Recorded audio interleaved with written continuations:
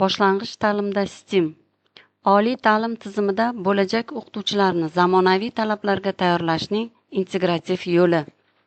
Bugungi kunda ta'lim tizimida innovatsion yondashuvlarni joriy etish, o'quvchilarning 21-asr ko'nikmalarini rivojlantirish va ularni hayotiy muammolarni mustaqil hal etishga tayyorlash ustuvor vazifalardan biri hisoblanadi.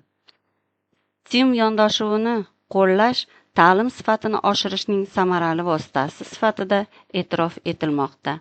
STEAM fan, texnologiya, muhandislik, san'at va matematikani integratsiyalashgan holda o'qitishga asoslangan zamonaviy ta'lim yondashuvidir.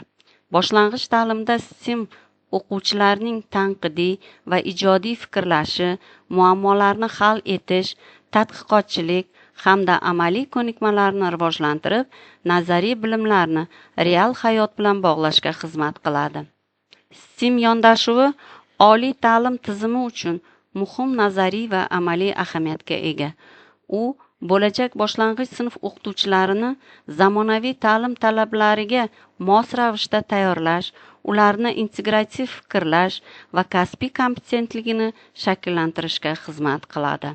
STEAM fanining asosiy maqsadi fanlar aro integratsiya, fikrlash qobiliyatlarini shakllantirish, amaliy yo'naltirilganlikdadir. Shu orqali bo'lajak pedagoglar o'quvchilarda mustaqil fikrlash, muammoni hal etish va innovatsion yondashuvlarni qo'llash kompetensiyalarini rivojlantira oladigan darajaga yetkaziladi. Vazifalar: integratsiyalashgan bilimlar, ijodkorlik va tanqidiy fikrlash, raqamli texnologiyalar, amaliy loyihalar, kompleks yondashuvlar innovatsion ta'limni o'z ichiga oladi. STEAM yondashuvining asosiy maqsadlaridan biri talabalarning ijodiy, tanqidiy va mantiqiy fikrlash qobiliyatlarini rivojlantirish.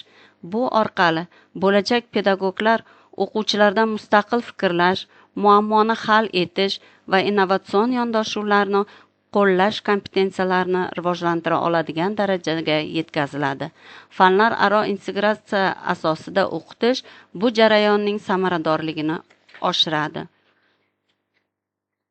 Amaliy faoliyatga yo'naltirilganlik, amaliy loyihalar, integrativ metodlar, mustahkam bilim orqali singdiriladi. STEAM yondashuvi nazariy bilimlarni amaliy faoliyat bilan bog'laydi. Amaliy loyihalar, tajribalar va interaktiv metodlar orqali talabalar bilimlarini mustahkamlaydi va ekologik, texnologik hamda ijtimoiy masalalarga kompleks yondashuvni shakllantiradi. Bu esa ularni amaliy faoliyatga yo'naltirilgan pedagogik kadrlar sifatida tayyorlaydi. Natijada o'zida zamonaviy bilimlarni, kreativ fikrlashni, amaliy ko'nikmalarni, raqobatbardosh sifatlarni rivojlantirgan pedagog kadrlar shakllanadi.